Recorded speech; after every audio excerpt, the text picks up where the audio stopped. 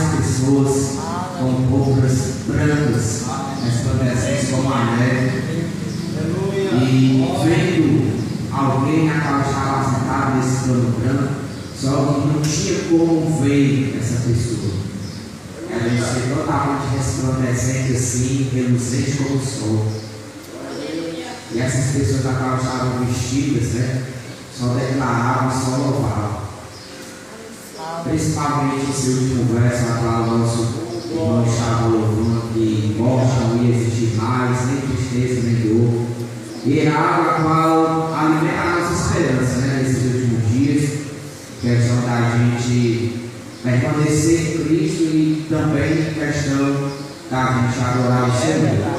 Quero agradecer a Deus por essa oportunidade, né? Louvar a Deus pela vida do nosso obreiro Marcos, a qual nos trouxe aqui. E também quero agradecer pela confiança, né, dos obreiros, do pastor. Que Deus abençoe. Quero que a igreja abra em Colossenses capítulo 3. Vou deixar um louvor no finalzinho, mas quero deixar essa reflexão para nós. Colossenses capítulo 3. Eu sou o missionário Lester Oliveira, me congrego ali na Assembleia de Deus Fonte da Convida do Senhor, liderado pelo pastor Sérgio Maciel e pela pastora Márcia. E é motivo de muita alegria, né, estar aqui com todos. Em compensação, eu posso dizer que eu estou vivendo uma promessa a qual aquelas pessoas a qual são crianças sonham e para muitos são loucura, né? Para muitos são doidices.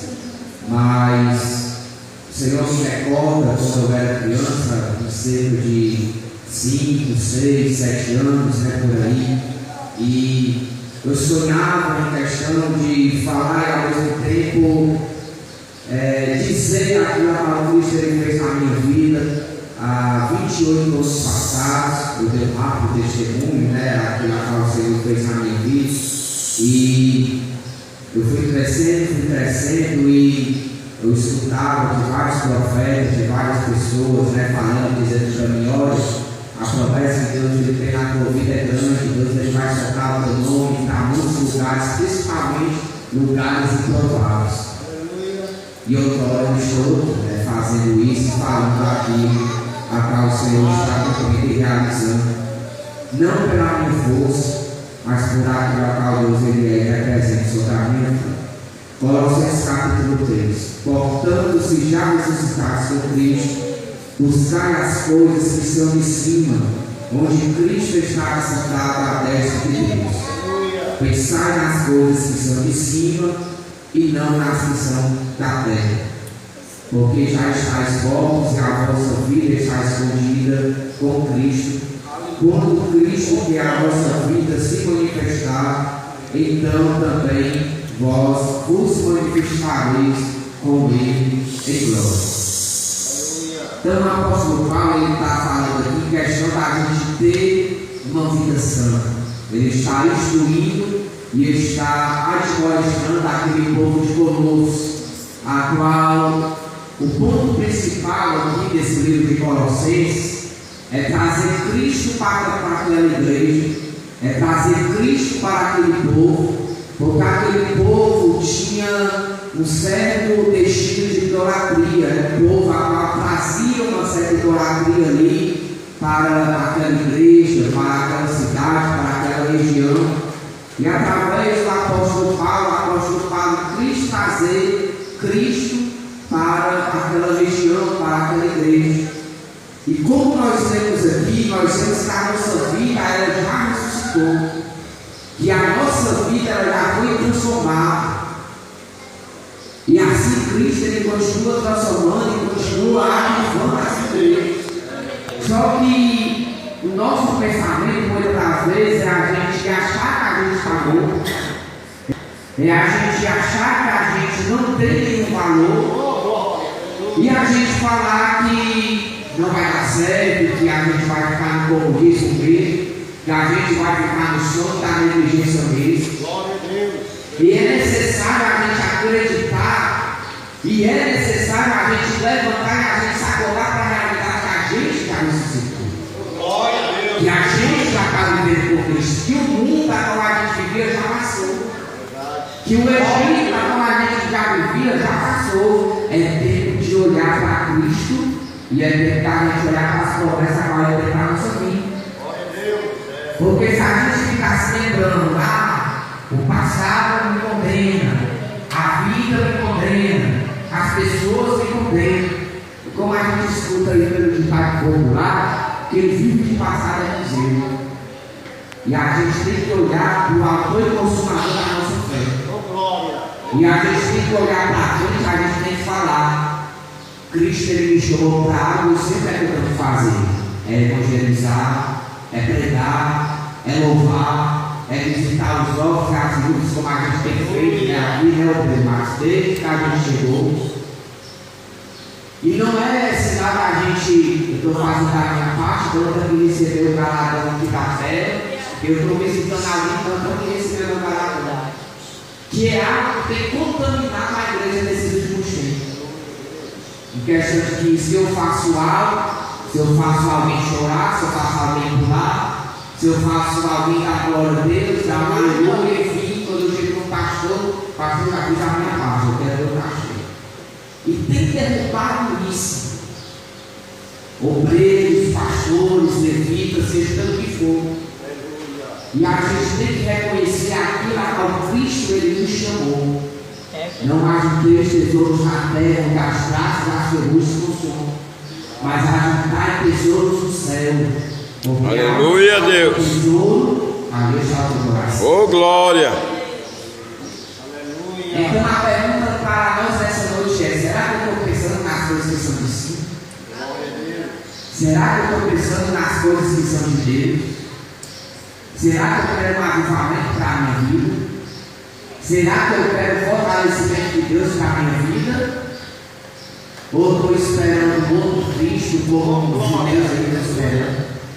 Ou então eu estou esperando o pregador de fora vir para ele descer para o altar, ele começa a profetizar, ele começa a falar: Deus está te dando uma chave do carro, Deus está te dando uma chave da casa, Deus vai fazer isso, Deus vai fazer aquilo, sabendo que a principal revelação está aqui, é a palavra.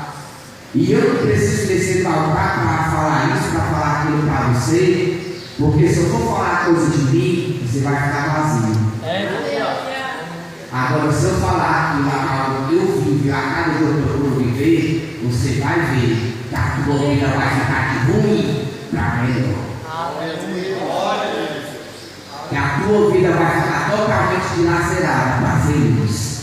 Por quê? Porque você não está pensando nisso lá agora. Você está pensando nas coisas que são de cima. Você está pensando nas coisas que são de Deus. E nós vemos aqui que a gente ressuscitou. Nós estamos buscando as coisas que são de Cristo. Mas também a gente tem que reconhecer isso. Que quando eu penso nas coisas que são de cima, algo vai se manifestar em glória na minha vida. Aleluia. E o que é que vai ser manifestado? Não é simplesmente Cristo ele vir sobre mim, mas é uma promessa que está escrita lá em Josué capítulo 24. Eu e a minha casa serviremos ao Senhor. E tantas promessas a qual Cristo ele coloca sobre nós, para dizer: não somente eu vou fazer algo na sua vida, na sua casa, como eu também vou abrir a porta dos céus, vou te dar saúde, vou te dar vida. Vou fazer algo muito mais que você sonha, muito mais que você imagina. Como a palavra do Senhor mesmo vai declarar e vai dizer que Deus ele faz infinitamente mais daquilo que eu penso ou daquilo que eu imagino. E não é aquela coisa. Não foi você que escolheu o Evangelho. Cristo ele já tinha a tua vida desde o ventre da mãe. Você não precisou comprar uma Bíblia ou então escutar um louvor para dizer: eu sou crente, eu sou cristão. Cristo ele já tinha algo desde o ventre da tua mãe para preparar e para te dizer: olha, eu estou te separando aqui porque eu quero fazer da tua vida não simplesmente minha, mas que você venha estar completamente protegido, Oh, glória. porque o mundo aí não vai ter nada para te oferecer, mas aquilo que eu tenho para te oferecer é algo eterno, é algo genuíno, é algo maravilhoso. Então o que Cristo ele quer nos falar para encerrar esta mensagem é: vamos pensar nas coisas do alto. Porque como o nosso irmão mesmo falou, o tempo está próximo. As coisas aí estão acontecendo. Estava até comentando com ele e com outros irmãos aqui. Coisas que dificilmente ia acontecer no Brasil, está acontecendo. Não sei se os irmãos estão acompanhando. Final de semana aconteceu o 4º terremoto no interior do Rio de Janeiro. Terremoto no Brasil. E nessa semana aconteceu um em São Paulo, na escala 8,2, na escala 20. Aí a gente vai olhar para aquele ser humano e vai dizer: é fenômeno da natureza mesmo que vai acontecer. Mas para quem acredita no sobrenatural, não é fenômeno da natureza. Oh, glória! Aleluia! Ele vai chegar haverá fome, peste, terremoto em vários lugares, mas não é o fim. Porque o que é necessário? Esse evangelho ser pregado em todo mundo. Aí o fim virá. Então é necessário nós acordarmos para a realidade para dizer: eu pertenço a um Deus de maravilha. Eu pertenço a Deus, a quando eu adoro a Ele, eu sei que as cadeias são quebradas, que as muralhas são derrubadas por terra. Porque eu não estou pensando em mim, eu estou pensando nele. É verdade. Eu estou pensando nas coisas que são de cima. E é necessário a igreja resgatar isso. Os valores para a gente viver. As coisas para a gente viver. Não ficar naquele compromisso de dizer: eu já fiz muito, eu já evangelizei muito, eu tenho que ficar de férias. Muitas das vezes eu já pensei em fazer, mas não tem como. Quem é escolhido não tem para tirar férias. E é necessário a gente viver isso, o pensar nele, o acreditar nele, o eu ter sede por ele, e de eu dizer: tem vidas por ali precisando de uma palavra de esperança, e Cristo ele conta comigo, e Cristo ele conta com você, e Cristo ele conta com você, e para você dizer: eu não tenho nenhum valor. Então quer dizer que se você falar que você não tem valor, você vai dizer que a tua vida não tem valido a pena durante os anos a qual você vai. Porque se você falar isso, você já pode decretar que a sepultura está aberta para você, que você já está morto mesmo, e como nós temos aqui, nós estamos mais vivos do que nunca. É verdade. A igreja está mais viva do que nunca. E quem disse que o batismo com o Espírito Santo ele se acabou? Ainda tem batismo para acontecer. É verdade. Ainda tem arrependimento para acontecer. Mas sabe o que? O ser humano abre o braço. Eis que eu estou à porta e bato. Se aquele que ouvir a minha voz e dá crédito, eu vou entrar e a vida nunca mais vai ser a mesma. A vida vai ficar totalmente boa, agradável para a casa do Senhor. Então eu quero encerrar essa noite com louvor.